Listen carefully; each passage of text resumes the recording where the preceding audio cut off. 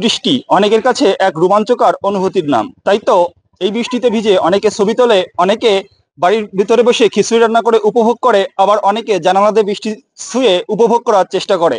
কিন্তু সমাজের একটি অবহেলিত শ্রেণী রয়েছে, এই বৃষ্টি যাদের কাছে মোটেও উপভোগের বস্তু নয়, তাদের কাছে এটি এক চরম দুঃস্বপ্নর নাম।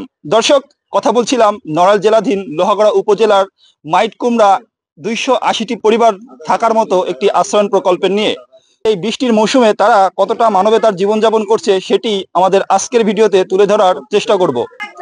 আমি এই মুহূর্তে কথা বলবো এই আশ্রয়ণ প্রকল্পের দায়িত্বে থাকা একজন প্রতিনিধির সাথে। বৃষ্টির মৌসুমে তারা আসলে কি ধরনের মানবতার জীবনযাপন করছে। আমার নাম গোপাল চক্রবর্তী, আমি মাইটকুমড়া আবাসন প্রকল্পের সভাপতি। হ্যাঁ, এই বৃষ্টির মৌসুমে আপনারা এই প্রকল্পের যেসব পরিবার অবস্থান করছে এখানে এই আশ্রয়ণ প্রকল্পে, তারা মূলত কিভাবে জীবনযাপন করছে বৃষ্টির এই সময়? এখানে আসলে বসবাস করার মতো পরিস্থিতি নেই। এখানে 280টি ফ্যামিলি বসবাস করে।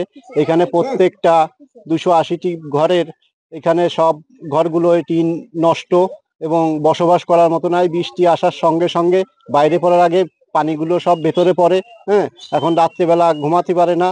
আর লোকজন সবই, আর এরা সব ভূমিহীন লোক। এখানে সব ভূমিহীন লোকজন থাকে, যার জন্য একটা দুটো টিনও কিনা যে বসবাস করবে সেই পরিস্থিতিও এগে নাই।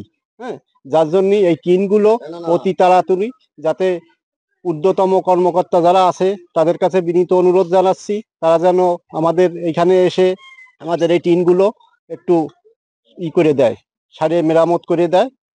এই জন্য দর্শক, যেমনটা আমরা শুনতেছিলাম 2001 সালে কিন্তু এই আশ্রয়ণ প্রকল্পটা করা হয়, কিন্তু এই 2001 সাল থেকে 2025 সাল পর্যন্ত প্রায় 25 বছর এখানে কোনো প্রকার সংস্কারের কাজ করা হয়নি, যে কারণে এখানে বসবাসকারী যে অসহায় পরিবারগুলো রয়েছে 280টি পরিবার, সেই পরিবাররা কিন্তু চরম ভোগান্তিতে এই বৃষ্টির মৌসুমে পোহাতে হচ্ছে। আমি এই মুহূর্তে আবারও কথা বলবো আশ্রয়ণ প্রকল্পের আরো একজন দায়িত্বশীল ব্যক্তির সাথে। আপনার পরিচয়টা জানতে চাই। আমার নাম মোহাম্মদ বিন্টু বিশ্বাস। আমি আশ্রয় প্রকল্পর, মাইটকুমড়া আশ্রয় প্রকল্পর সহসভাপতি। এখানে 280টা ঘর 2001 সালে তৈরি করার পরে এখানে বহুত সমস্যা। এখানে বসবাস করার মতন কোনো উপযোগী নাই।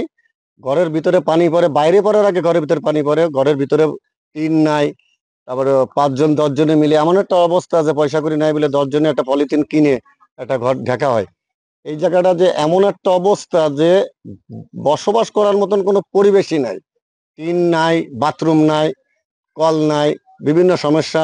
আমরা বহুত লোকের কাছে বহুতবার গেছি, যার পর সবাই আশ্বাস দিয়েছে হ্যাঁ তোমাদের কাজ হয়ে যাবে, কিন্তু আমরা এ পর্যন্ত কাউরে পাইনি যে আমাদের এই কাজটা করে দেবে কিংবা আমাদের জায়গার লোকজন একটু বসবাস করবে। কেউ কাজ করে খায়, কেউ পরের বাড়ি কাজ করে, কেউ ভ্যান চালায়, কেউ রিক্সা চালায়, অনেক কিছু অনেকেই করে, কিন্তু রাত্রিবেলা কেউ জায়গায় ঘুমাতে পারে না। কেউ ডিশ নিয়ে, গামলা নিয়ে, বালতি নিয়ে রাত ভরে জেগে জেগে বসে থাকে। এই হলো অবস্থা এখানকার। শুনছিলাম নড়াইল জেলাধীন লোহাগড়া উপজেলার মাইটকুমড়া আশ্রয়ণ প্রকল্পের ভুক্তভোগী 280টি পরিবারের কথা। তারা জানিয়েছিল কতটা দুর্ভোগে এই বৃষ্টির মধ্যেও কাটাচ্ছে তাদের এই জীবন প্রণালী। প্রশাসনের সুদৃষ্টি তারা কামনা করছে এবং দ্রুত এই ঘরগুলা যেন টিন নবায়ন করে বা একটি টেকসই মজবুত কার্যকরী ব্যবস্থা নিয়ে এই ঘরগুলোকে আবার বসবাসযোগ্য করে তুলবে, এমনটাই কিন্তু প্রত্যাশা করছে এই আশ্রয়ণ প্রকল্পের 280টি পরিবার। দিন ইসলাম, এনটিভি, নড়াইল।